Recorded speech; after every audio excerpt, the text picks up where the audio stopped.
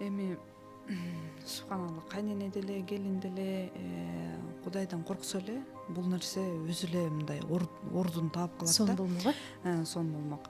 Кайнене деле бул бирөөнүн кызы деп билиш керек.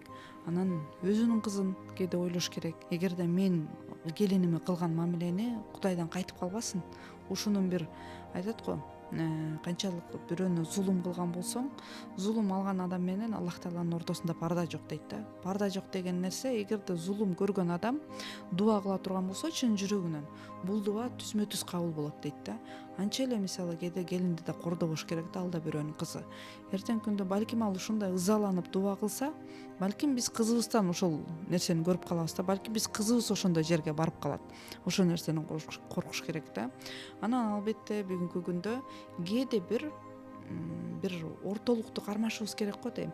Кээде бир үй бүлөлөр тескерисинче ушу жолукчан кыздарды алгыбыз келбей атат дегендер да болот экен да. Ушул окуган кыздар балек эткен депчи, ушинтишет да.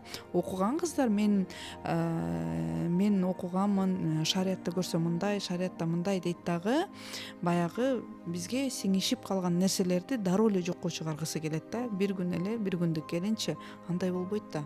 Ар бир үй бүлөнүн өзүнүн закондору, өздөрү көнүп калган бир нерселери бар да.